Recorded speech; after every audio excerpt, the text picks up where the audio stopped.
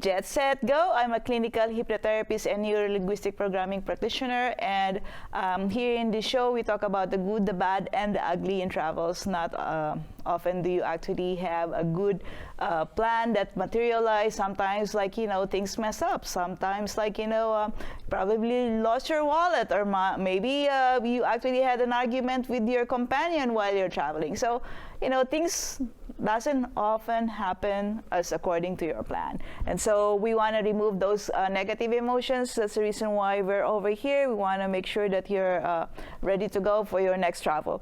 So our guest tonight is actually Sharon Jin, and she is a pranic healer, nutritional immunology instructor, and is into a whole plant-based nutritional food business. So her dream is to actually write fantasy stories about plants all around the world. So hello, Sharon, how are you? Hi, good to see you again.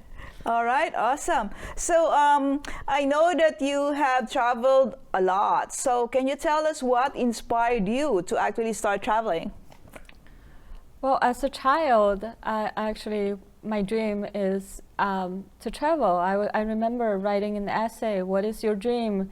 And back then in China, it was traveling, the idea of traveling around the world was not very popular. I remember the first thing I write down was to travel around the world. Mm-hmm. So, and so which part of China were you born? Beijing, China. Okay, all right, yeah, it's a big city. Yes. Okay, you're not from the outskirts of China, because China is too big, too many small towns. I think 2008 Olympics put Beijing onto the map. Before that, people asked me, where are you from?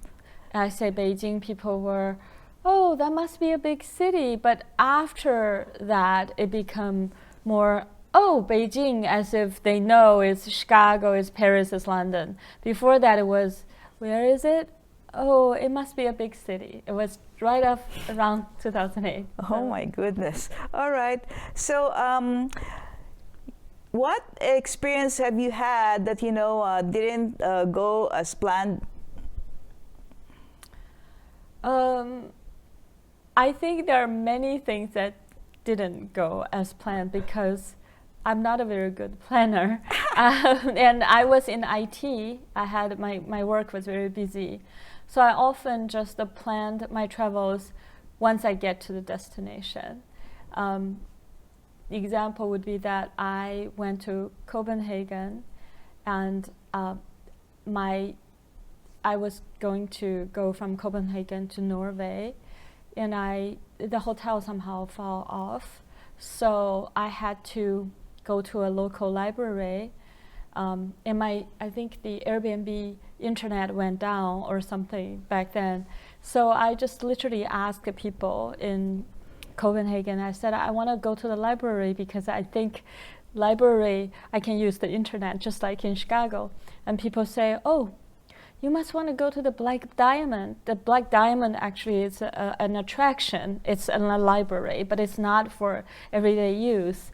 So I remember that I had to ask a lot of people. People point me to the Black Diamond, which is a beautiful building to see. And as an architecture major back in Japan for my undergraduate, I enjoyed the Black Diamond. And then from there, I asked people about the library. They sent me to the library. And I did my research and found an Airbnb place in Oslo in Norway. And I was connecting to the girl while literally I was on the train on my way there. Well, a couple hours later, I would be arriving at her home, not even knowing, how to navigate. So I think, although it sounds like lack of planning and with unexpected happenings, that was a very memorable experiences, and I connected with the local library people. I had so much fun. So because I love travel, so anything unexpected actually brings joy and brings something memorable to me. Okay, all right. Just want to make sure you're safe. Yeah. Because things have changed nowadays. There's a lot of crime as well, and then you're a woman, so it's different. Yes, thank you. That is a great point. Yes, back then I felt that was safe, and I had a friend with me. He was very worried that I will be traveling country hopping in Scandinavia. So he was with me, and that made me more daring and doing the last minute planning. Everything turned out to be wonderful. However, yes, you're right. If I were planning today, I would think differently. And that's a good point. Yeah. And then aside from that, you have to remember like Scandinavia is a little more safer as compared to like, because they have lesser population, Yes. and then the crime is a little lower. But the Yes. thing though is that you never know nowadays. Like, you know, even men can actually like, you know, be beaten up. So it's not just women who were supposed to be like worried about. It's men and women. And so I have no idea. What time did you get to the Airbnb? That's a great question. That brings the memory back. Why also somehow didn't have internet on the train, so I have to finalize the time that I arrive in Oslo and getting her location. And sitting next to me on the train was a Chinese expat. He's, working in Oslo, and he said, "Why don't you use my laptop?" And then so everything worked out. He helped me, but we arrived around 10:30, and then by the time that we were trying to walk to her home, her home is in the center of the city. However, we didn't get the direction very well, and we told her we're going to be late, we're going to get something to eat, because we were so hungry. And we took a different route than what she gave us. She was very patient. I think it was close to midnight we got there. But on my way there, talking about safety, it looked like a very different town. It was very scary that people approach us, and I had my friend, a very tall, 6 foot tall man with me, but I was a little bit concerned. As soon as I arrived, she said it was Ingrid, her name, I still remember her. She was a lovely young girl, and she said, "Oh, totally, I can wait, wait for you guys." She said, "Oh my gosh, Sharon, you guys just went through the worst part of the town, and you didn't take my advice. You actually," I thought I was trying to take your advice, but things look different. But anyway, we got here. She said, "Oh my gosh, that's the part of town that we normally don't walk through, but we still made it." So yeah, even back then, there's some safety issues, and we were lucky. Okay, all right. Yeah. And so, so you arrive actually like, because you have to remember that's Scandinavia. So there are times that, there's still sun, like 12 o'clock in the evening. So that was the time, it was around winter time? That was a winter time. Right. It was completely dark. Yeah, because like they only have, I think, like 3 hours of daylight during winter time. And so like it's gonna get dark quickly. Yeah. And so, how long were you there? We were in Norway we were in Oslo only for 2 days. And then we took a train to Bergen. It's also the Airbnb host suggestion. So I just literally played by ear, day by day, and we stayed in Bergen for about a week. Yeah. Okay. So we were only in Oslo for about 2 days, and we took a train. I even forgot the name of the route, but it was a fairly well-known and touristy train that would take you through from Oslo to Bergen. Yeah, Bergen is well known. And so, are you saying that do you travel alone all the time, or are you always together with a companion when you travel? I used to travel more with friends, but somehow I got addicted to travel alone because it gave me more flexibility, time to think, to meditate. So travel for me is a very meditative experience. So I have been traveling alone quite a bit. The way that I plan it is I would go to a city and meet sometimes family, friends, and then meet friends, and then be alone for a while. And I met, for example, on a European trip, that I met my uncle and aunt in Geneva for 3 days, and their friends. We did everything local, only locals will do, and that's the part of the travel that I love. People often ask me, oh, you went to Geneva, did you go to this big attraction, did you went to Seattle, did you go see, all the big attractions? And I said, no, I didn't. They said, then why did you go to Seattle? Well, I said, well, I just love to do things that locals do, and I still get to see, the attractions sometimes, but that's not what gets me excited, or I found myself more like just to go out of the beaten path and then find an authentic part of the town, how people live. My uncle and aunt was expats, but they also know Geneva very well. So I see Geneva from their perspective and their friends' perspective. So that's very, very precious for me. Okay, all right. I like that idea that you're saying that, you play it by ear. Because for me, I am an organizer as far as travel is concerned. So everything, like I have to research beforehand where I'm going to go and make sure that, everything is covered. I also have Airbnbs. That's the reason why, I'm very cautious about people, visiting my house. I want to make sure that, they arrive on time. If they're getting late, then I want them to notify me, because just in case that, there's a delay, then you keep on waiting, and then you don't know if they're still safe or are they still coming. So I want to make sure that, everything is gonna be fine with them, because in some sense I'm also concerned for their safety, and so especially if they don't speak the language. Because who knows how to speak Scandinavian language? Not much.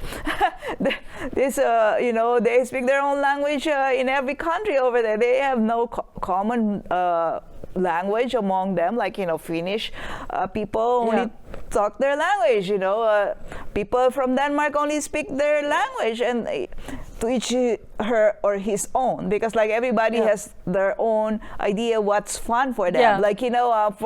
For me, fun means trying to see all the different sites, the tourist sites that they have, and also trying food, because I like trying food. But the idea of going to stay with the locals, I understand that, but that's not my priority as far as going where the locals are, because I like where there are a lot of people. So if there are a lot of people, then that's a tourist spot, obviously, because that's where a lot of people are. And so the only caveat for me, if I'm going to something, let's say I try something for locals only, where they eat, then they're speaking their language. I'm not going to be able to understand what they're saying, and I don't know what to order. And so it's going to be sign language. That's the only thing that I see, which can be, but it's good, of course, to try what is the real recipe as compared to the version, which is not the real recipe, because they want to please the taste buds of the people going, the tourists. Yes. Luckily in Scandinavia especially, people speak English fairly well. And in the entire Europe, a little bit of that maybe was in Greece, that people more speak local language, and food-wise, I didn't understand it really rarely in a very small islands or something. But I think people's heart connect sometimes just by, gestures, and with the local people, actually, I did not have much difficulty communicating in English in Copenhagen, for example. But talking about language, I remember I was a little bit tired, and I'm into holistic healing very much so. My Airbnb host become my friend. So second time when I went to Copenhagen alone, she said, well, I got this, wonderful healer using Rosen method, and I have an appointment, and she's always booked. Why don't I give my appointment to you if you want to experience Rosen method? It was developed in the U.S. by an European woman, But she then took it back to Europe and then made it more widely used, spread it. So I went there happily, and it was a woman, the healer was a woman from Austria. She did not speak much English at all. They either speak German. Yeah. But so I said, how are we gonna go about this? And one big part of the Rosen therapy, the first hour is communication. Mm-hmm. That you would have some tea, you would talk to the healer. The second part is that you lay down and the healers heal you. But amazingly, I keep saying how that was 2012. I actually didn't carry the cell phone that we can translate right away. But she pointed to her card. She said, and I know you're a dating expert, and so I spoke something about my heart and something that I wanted to go to Hans Christian Andersen's resting place or grave, because as my childhood, I feel a strong bonding. As a lonely, I was quite lonely as a child, so I read only his book, and I felt a strong connection as if he's part of my family or something. So I wanted to explain all that to her. And her house where I went to, it's not far from there. It's probably half an hour walk. Somehow she managed to understand me really without much English. We just, I don't know how she said, the heart, I understand you. So that was an amazing experience. So I was lucky. I think the conclusion that I drew is travel makes me very happy. So when you're happy, it seems like all the protection, all the good luck happens around me. So knock on your couch that I have not had much of a horrifying experiences due to my unexpected or lack of planning. So that was okay. Well, lucky you. Yes. Hopefully that luck will continue to come, but I'll take your advice because I do need to plan. I can't. So what have you done in order to avoid such thing as or to prepare yourself for circumstances like that? Like what happened to the Airbnb? Like you arrived 12 o'clock. Did you do anything differently after that? That was a very forgiving and very fun young host. Okay. What did I plan? So sometimes there are very strict hosts, rarely. And when that happens, I think, for example, in Iceland I had a host that's very interesting. That was not, I think it's to do more research. It's to read the review. Sometimes I get excited about all the majority of good reviews, and I don't read the negative ones. So based on some of the negative experience I had or unexpected experiences, I now just, because my experience with that Iceland incident, then I came back and I read the review. It was probably 2 or 3 people from America wrote exactly the same experience that I had, but that was rare. So normally I say, okay, this host has 95% and more great reviews, super host. But now I say, well, look at the bad ones, and those bad ones, although sounded angry, but don't judge. Don't judge the host, but don't get overly excited just because you've been a very lucky traveler. Learn from that. I actually missed Northern Light because of this guy, and it was the most beautiful Northern Light in 40 years. That's a lesson from a guide. I came home and I called my friend who had a similar experience, who missed the Northern Light, but not with a host. I was heartbroken, for several years after that. So now I say, okay, I learned from that. I'm gonna look at the negative reviews.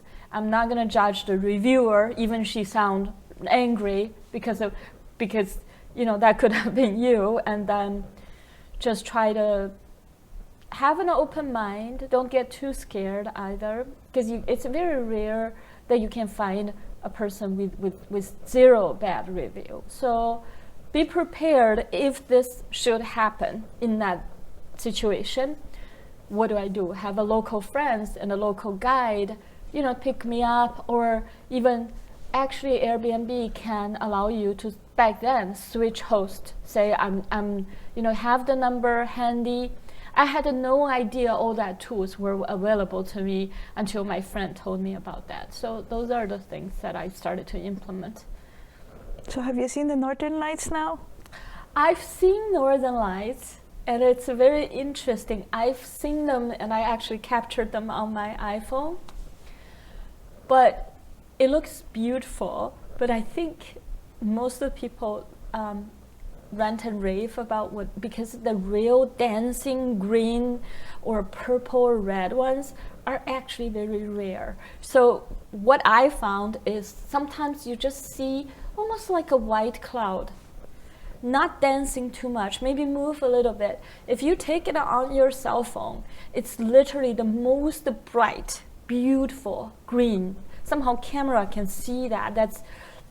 So I actually came back and talked to my coworkers, and they were all excited. They want to know my travel experience. And I said, you guys can get travel experience. And they said, no, I want to hear it from you. So I told them about my Northern Light. They said, well, thank you for being so honest, because we have this high expectations about Northern Lights. But in reality, I think if you're lucky, I've met plenty of travelers to say, I chased the Northern Light for 3 years. It's either rain or I went out day after day. The last day I said, I don't want to go out anymore. I'll just sleep in. And then that happens. So I feel that, yes, I've seen the Northern Light, not the best of the best. And I feel just like anything in life, you can't have a fixed idea. The more you're obsessed about it, sometimes you miss out, and it's okay. It's all about. I think it's about life. It's how you learn about life from your travels. And I have a friend from Michigan says, I don't understand your obsession about Northern Light. I really don't. One time he was on the plane from North Dakota back to Michigan. And the pilot said, look out the window. He saw the most beautiful Northern Light. He came home and called me right away and rant and rave about it. I said, are you trying to make me feel bad? I said, do you like it now? Oh yeah, oh my God. So when you don't plan, life surprises you with the most beautiful present. And I said, I'm happy for you. If your goal is to make me feel miserable, sorry, it's not gonna happen. But yeah, I think I've seen Northern Light. I want to go out to see more, but I'm not as heartbroken as before, because I think as you grew older, what you missed out can be beautiful as well. You feel like it's okay. It's then I have something to look forward to. Mm-hmm. So where did you see the Northern Lights? In Iceland. Oh, okay. So you went back again in Iceland. We went back.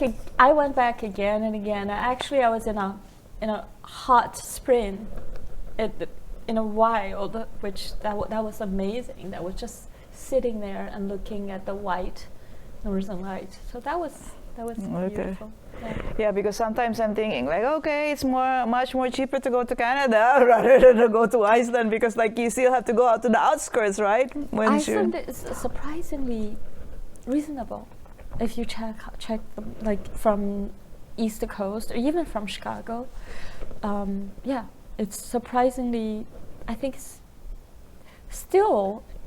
Don't quote me, I haven't, but I think still it's maybe around $1,000 you can manage. Yeah, I think during the holidays. Not a lot of people goes there because it's very cold. winter. It's Yeah. winter, so like Yep. nobody wants to go there. So they make it cheaper, so to entice Yes. people. Yes. Yeah. So yeah, it's you get cheaper, but it's cold. So it's a win-win situation more or less. Yes, yes. Well, you have more attention from everybody, and actually, yes, you don't see the daylight that lasts for 24 hours, but on the other hand, the sunset is really beautiful. It starts from 2 o'clock, and it doesn't set until like 4 or 4:30. I remember I was on a horseback, just enjoying the beautiful sunset from around 2, and it doesn't set immediately, so you're soaked in this beautiful light, and you're cold. You're super cold. Yeah, but it's beautiful. Yeah. Okay. So if you were to go back to a country which you have been before, where would you go and why? It's hard to pick just one, but I already gave you the example of Iceland. I think I still want to go back. I've been there. I repeated the Iceland trip more than anywhere else in the world. I would say Iceland again, because now I shifted my focus on plants. Before I wasn't this much focused on like having this clear aim. So now I recently began to restore native plants for Chicago for the past 3 years, and leading walks in the nearby forest preserves. For me, that became my local travel, as if I went to another town. I remember I wasn't paying attention to the very unique plantation in Iceland. They don't have trees there. Trees are imported. So this time I want to go back to learn more about their plants and the medicinal purpose of it. And then also, it's just very desolate. Maybe I can't say I go back, but I want to then take a trip to Greenland, which is my dream that I haven't fulfilled. Yeah. Maybe stay there and then just meditate, that's my dream. A new and a repeating destination, but they're close to Okay, that makes sense. Yeah.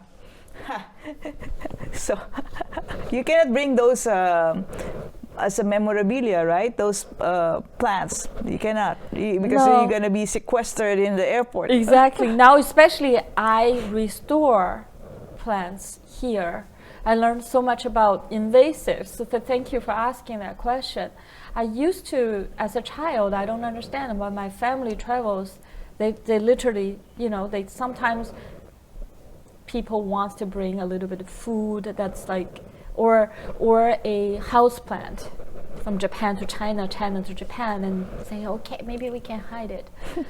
Now I know how invasives can do damage, like boxthorns to Chicago. It took 40 years, and without 40 years of people tenaciously working together, we will not have the forest preserve system we have today. We will have dense boxthorn woods. That's all we have. So I know how much damage that we could do to biodiversity. Then I wouldn't bring any plants. I would be very conscientious about it, but you wouldn't know that and feel it so strongly until you really go out there and work in the field and learn. So that was, Well, I just have to ask that because, knowing a lot of tourists, they want to try as much as possible to smuggle something to another country. You have heard those people who try to bring snakes from somewhere, and I was thinking, oh wow, that's interesting. And then this is a funny thing. My husband is Puerto Rican, and one Puerto Rican guy trying to be smart smuggled a frog. That frog is called coqui. So that coqui makes a lot of noise in the evening, and so that guy brought it to Hawaii, and from then on, it's noisy in the evening in Hawaii because they populated, there are many of them now. And so the Hawaiians are not happy. Oh my gosh, thanks so much for bringing, now I have a passion. I feel it's a mission for me to educate almost, because things for plants or animals, they just become very invasive for some reason. So yeah, same, a volunteer told me a story and I Googled, I couldn't validate. But I think it's people just want to bring some comfort to the current situation. The buckthorn crisis we have, they say it's from England and it was brought in as an ornamental plant, just like Chinese people from India. We all, as immigrants, we brought something that we long for from our hometown for whatever innocent reason. But so invasives are not just buckthorn alone, but buckthorns from England, and it's a disaster here.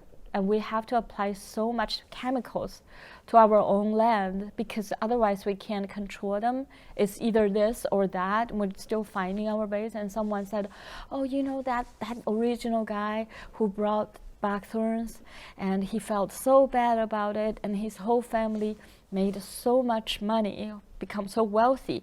They donated all their wealth to get rid of buckthorns.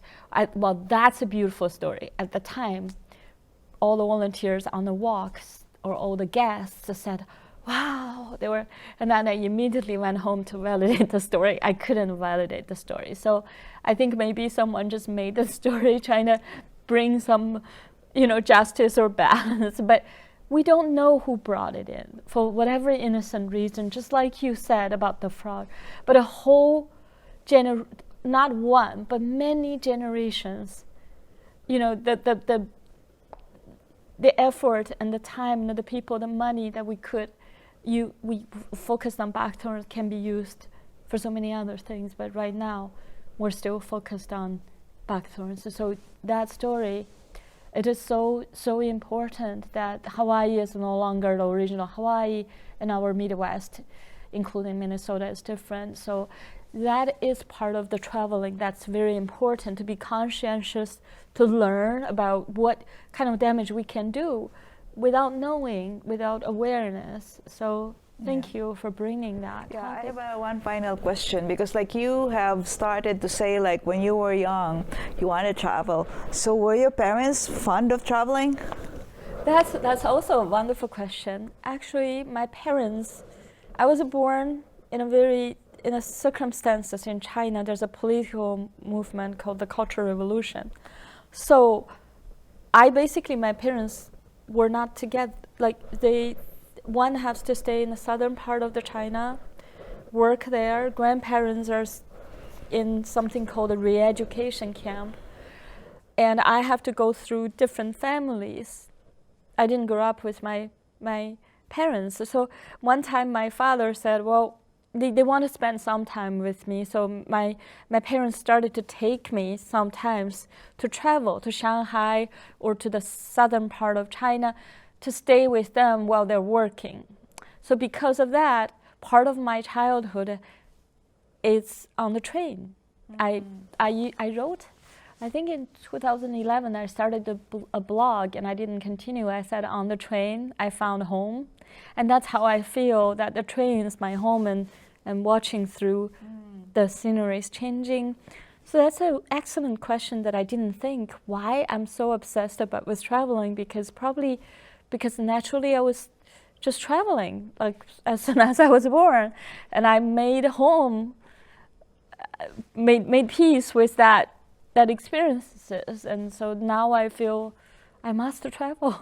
So you're the only child? Is that I am the only child. Okay, all right. They already had the one-child policy then? No, actually, my mother was pressured to have more back then. Oh. Yeah. Okay, all right. So I really enjoyed talking to you, Sharon. And then, for the benefit of those people who are watching, if you are a travel enthusiast or you're in the travel industry, we would like to invite you over here in the show. You can be your own Samantha Brown, Rick Stives, or Joseph Rosendo with your own twist. And so, again, thank you, and then we'll see you again next time. Bye-bye.